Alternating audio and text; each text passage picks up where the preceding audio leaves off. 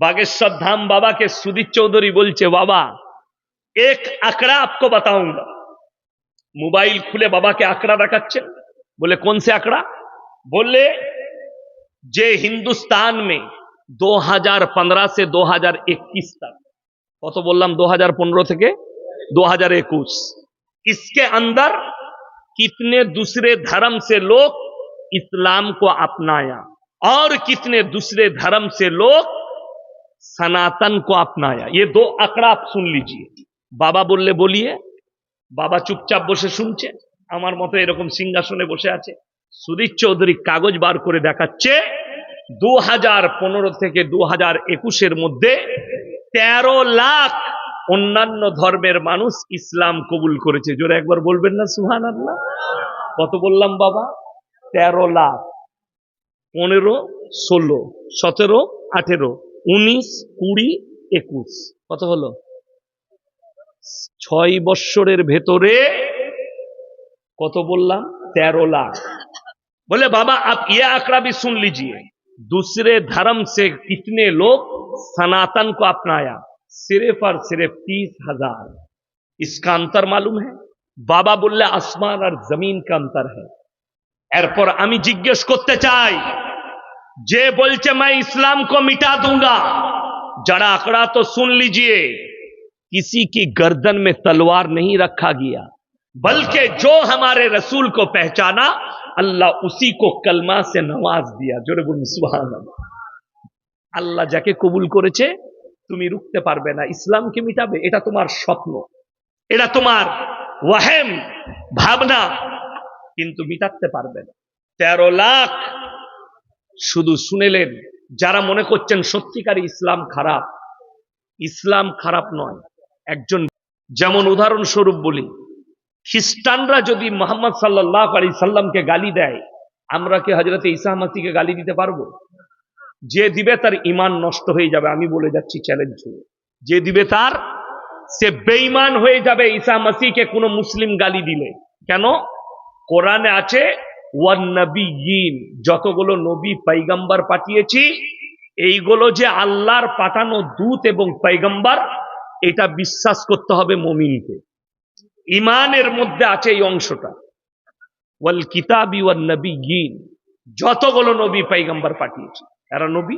তাই আমরা মুসা নবীকে গালি দিতে পারবো না, ঈসা নবীকে গালি দিতে পারবো না, কিন্তু আমরা এইটুকু বলতে পারবো, এতটা বলার অধিকার আছে যে খ্রিস্টানদের রব কটা? কথা বলে না? ওদের প্রভু কটা? 3টে। কটা বললাম? 3টে। এক ওরা আল্লাহকে বিশ্বাস করে, দ্বিতীয় নম্বর ঈসা মসিহ এবং তার মা মারিয়াম।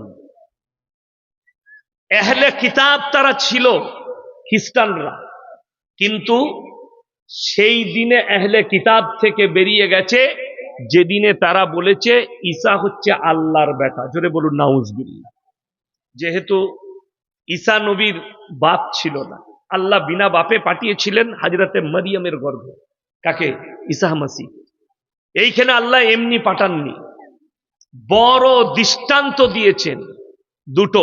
এক হচ্ছে পৃথিবীর মানুষ যেন না ভাবে, যেমন আপনাকে বলে দিই, অনেকজনের রাগ হবে যে 2 বছর বাচ্চা হচ্ছে না, 3 বছর বাচ্চা হচ্ছে না। মানুষ যেন আল্লাহর উপরে ভরসা করে দাওয়া করে, দোয়া করে। দাওয়া মানে হচ্ছে ওষুধ পানি, ডাক্তারি কোনো প্রবলেম থাকলে দোয়া মানে হচ্ছে আল্লাহর কাছে কাঁদা, আল্লাহ তুমি আমাকে নেক সালেহ আওলাদ দান করো। কথাটা বুঝে এলো না? দুটো জিনিস, দাওয়া আর দোয়া।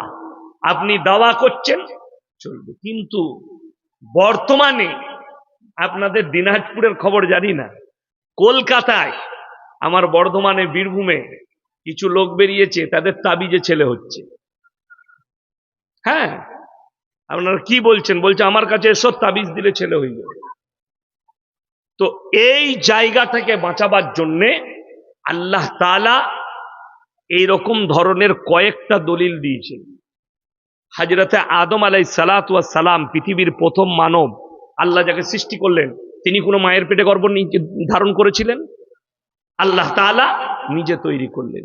হযরতে ঈসা মাসীহ তিনি বিনা বাপে এলেন। আল্লাহ বুঝাতে চাইলেন আমি আল্লাহ ইচ্ছা করলে বাপের প্রয়োজন পড়বে না, আমি আল্লাহ বিনা বাপী সন্তান দিতে পারি।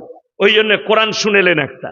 যাদের মনে হচ্ছে যে মৌলভী সাহেব আপনি যতই বলেন তাবিজ ব্যবহার করে বাচ্চা হবে, তাবিজ নিলে বাচ্চা হবে, মেয়ের হাতে তাবিজ বাঁধলে ছেলে হয়ে যাবে, তারা কোরআন শুনেলেন। হুয়াল্লাযী ইউসাউবিরুকুম ফিল আরহামি কাইফা ইয়াশা লা ইলাহা ইল্লা হুয়াল আজিজুল হাকীম। সূরা আল ইমরান প্রথম পৃষ্ঠা তৃতীয় পারায় আল্লাহ বললেন, হে নবী বলে দাও মায়ের গর্ভে আমি আল্লাহ বাচ্চা দান করি, আমি আমার ইচ্ছা মতো আকৃতি দিই, আমি কারো পরামর্শে কাজ করি না। জোরে বলুন সুবহানাল্লাহ। এটা কোরআন। আমি কারোর পরামর্শে কাজ করি না। আমরা এতদিন শুনে এলাম, আপনি যদি ডাক্তারকে গিয়ে বলেন ডাক্তার সাহেব আমার স্ত্রীর বাচ্চা হচ্ছে না, ডাক্তার কি বলে? ওষুধটা নিয়ে গিয়ে তোর বইয়ের হাতে বেঁধে দিবি? কথা বলে না?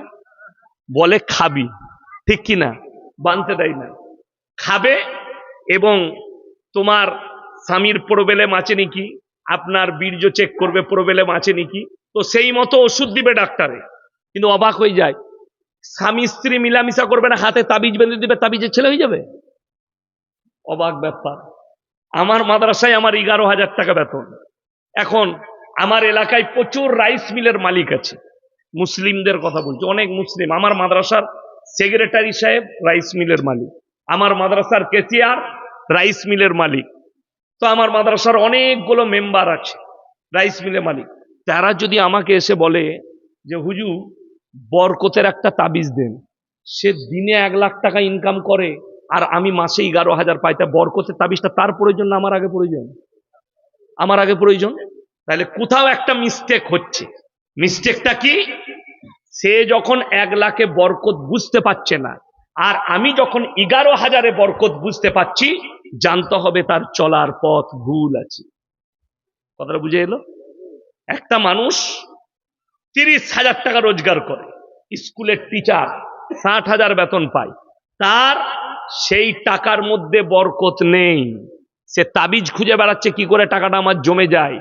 আর যে মৌলবি দিচ্ছে তার মসজিদে মাদ্রাসায় বেতন 4,000 5,000, তার প্রয়োজন পড়বে আগে না 60 আগে পড়বে? সে নিতে আসছে ওই 5,000-এর মৌলবির কাছে, তাইলে তোর থেকে দামটা মৌলবির বেশি, যেহেতু সে কারুর কাছে যায়নি যে ভাই আমার 11,000 বেতন, তো তাবিজ দাও তো জানো 11টা 50 হয়ে যায়, হবে? বড় দুঃখের বিষয়। না, বরকত মানে এটা নয়।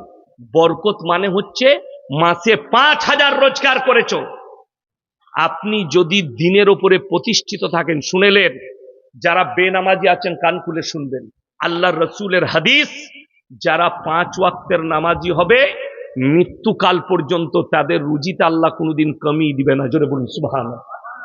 আপনি নামাজি হন, কোনোদিন কমি পাবেন না। আপনি রোজগার করছেন 50,000, জীবনে হারামখোর নামাজ পড়েন, কিন্তু মুসলমান দাবি করে বসে আছে। রোজগার করছে 1 লাখ, জীবনে নামাজ রোজা করে না, নিজেকে মুসলমান বলে দাবি করছে। রসুলের হাদিস হচ্ছে যার নামাজ নেই তার মধ্যে ইসলাম নেই, যার নামাজ নেই তার মধ্যে ইসলাম নেই। এটা রসুল সাল্লাল্লাহু আলাইহি সাল্লামের হাদিস। আমার ভাই, বড় দুঃখের সঙ্গে বলছি, হিন্দুস্তানের মাটিতে যারা চাইছে একটা অপর শক্তি কাজ করার, তারা কোনোদিন কামিয়াবি লাভ করবে না। কোরআনকে মিটাতে চাইছে, ইসলামকে মিটাতে চাইছে। আমি গত 1 মাস আগে একটা ভিডিও দেখলাম, আমাদের আসামের মুখ্যমন্ত্রী সে ডাইরেক্ট মিডিয়াকে বলছে, मैं चाहता हूं इस्लाम मिट जानी चाहिए, मैं मिटा दूंगा इस्लाम को, करुणा की तरह मिट जानी चाहिए। मैं तो कहूंगा मेरे यार, मेरे दोस्त, आपको इतिहास के बारे में पता नहीं। दुनिया के इतिहास उठाकर देख लो, फिरौन आया था मूसा को मिटाने, खुद मिट गए। नमरूद आया था इब्राहिम को जलाने, खुद खत्म हो गए। আর আপনারা কি মনে করছেন এই কটা দিল্লি বোম্বাই কুত্তা চিল্লাচ্ছে ইসলামকে মিটাবার জন্য নবীজিকে গালি দিচ্ছে, এতে আমাদের ক্ষতি? ইসলাম মিটে যাবে? আপনার ঈমান কমজোর, আপনার ঈমান কমজোর, আল্লাহর উপরে বিশ্বাসটা আপনার কমজোর। কেন? আমার আল্লাহর ওয়াদা সত্য না মিথ্যা বাবা? আরো জোরে বলুন, সত্য না মিথ্যা? সত্য। যদি সত্য হয়, আল্লাহ কোরআনে ওয়াদা করেছে, ওয়ালান তাজিদা লিসুন্নাতিল্লাহি তাবদীলা, কিয়ামত পর্যন্ত আমার বিধানের একটা জের জবরকে পরিবর্তনের ক্ষমতা পৃথিবীর কোন শক্তির নাই। জোরে বলুন সুবহানাল্লাহ। আল্লাহর হাবিব সাল্লাল্লাহু আলাইহি সাল্লাম কাবা ঘরে কোরআন পড়ছেন। কোথায় বললাম? কাবা ঘরে কোরআন পড়ছেন। আজকে নয়, নবীজি তখন দুনিয়ায় ইসলামের প্রচার শুরু করেছেন, কোরআন পড়ছেন। বেঈমান কাফেররা কাবার বাইরে তবলিগ শুরু করলো। কাফেররা কিসে? নবীজির কাছে আয়াত আসছে আল্লাহর তরফ থেকে, হে নবী, বেঈমানরা কি তবলিগ করছে শোনো। وقال الذين كفروا لا تسمعوا لهذا القرآن والغوا فيه لعلكم تغلبون। নবী যে কোরআন আবৃত্তি করে সে কোরআন তোমরা শ্রবণ করো না, হাততালি মারবে আর কানেতে আঙ্গুল দাও। তাদের তবলিগ ছিল, নবী যে কোরআন পড়ছে শোনাচ্ছে, কোরআন তোমরা শ্রবণ করো না, হাততালি মারো আর কানেতে আঙ্গুল দাও। আল্লাহর কসম, ইসলামকে রুখতে পারেনি পৃথিবীতে আজকে 250 কোটি মুসলমান। জোরে বলুন সুবহানাল্লাহ। শুধু এটা নয়, আমাদের মৌলবীদের তথ্য নয়, কোন মুসলমান মিডিয়ার তথ্য নয়, তথ্যটা হচ্ছে আজ তাক চ্যানেলের একজন অ্যাঙ্কার, তার নাম হচ্ছে সুধীর চৌধুরী। কি নাম বললাম? সুধীর চৌধুরী। সে তার চ্যানেলে একজন বাবাকে বস করিয়েছে, তার নাম হচ্ছে বাগেশ্বর ধাম বাবা। খুব সুন্দর দেখতে, দেখবেন লোকের কুণ্ডলি বলে দিচ্ছে। দেখেছেন না দেখেননি? লোকের কুণ্ডলি বলে দিচ্ছে, তোমারা বাপ কা নাম ইয়ে, মাই কা নাম ইয়ে হ্যায়, তোমারা ইয়ে বিমারি হুই হ্যায়। তো আমি সেদিনে দেখলাম আমাদের মতো টুপি লাগিয়ে একজন গেছে, সে বলছে, বাবা मैं मुसलमान हूं, बाबा मेरा बड़ा दूध चल रही है। अबे तेरे को मुसलमान किसने बताया? तू काफिर और बेईमान हो चुका है। যে মুসলমান আল্লাহ ব্যতীত অপরকে নিজের ভাগ্য পরীক্ষার জন্য হাত দেখাবে এবং বিশ্বাস করবে, সে মুশরিক হয়ে যাবে। লেখেলেন, এটা চ্যালেঞ্জ। তাকে কালমা পড়ে ফিরতে হবে, আর মুসলমান থাকবে না। বাবার কেরামতি দেখে বিশ্বাস করছে। अरे हमारे मौलवी लोगों तो कुछ नहीं आता, ये लोग तो कुंडली नहीं बोल पाते। अरे मेरे दोस्त, तुमने इस्लाम को समझा ही नहीं, ইসলামকে তুমি বুঝতে পারোনি। বড় কষ্টের বিষয় এটাই যে আজকে মুসলমানের কাছে দ্বীনি শিক্ষা না থাকার কারণে বাগেশ্বর ধাম বাবার উপরে বিশ্বাস আনছে। আরে এখন তো শুধুমাত্র কুণ্ডলি বলে দিচ্ছে, যখন দাজ্জাল আসবে তোমার চোখের সামনে বিনা মেঘেতে বৃষ্টি বর্ষণ করে দেখাবে, মুর্দাকে জিন্দা করে দিবে, তখন তোমার ঈমানটা কোথায় রাখবে? সেই সময় যারা ঈমানকে মজবুতি ভাবে ধরে নিবে যে এটা জাদু ছাড়া আর কিছু নয়, এটা কোনো আল্লাহ দিয়া কেরামতি নয়, সেই লোকটাই হবে সেই যুগের মুমিন। আর যে বিশ্বাস করবে না এটা কুদরতি একটা মারাত্মক দান, আর একের বিশ্বাস করতে হবে দাজ্জালকে, বহু মুসলমান তখন ঈমান হারাবে। আমার ভাই,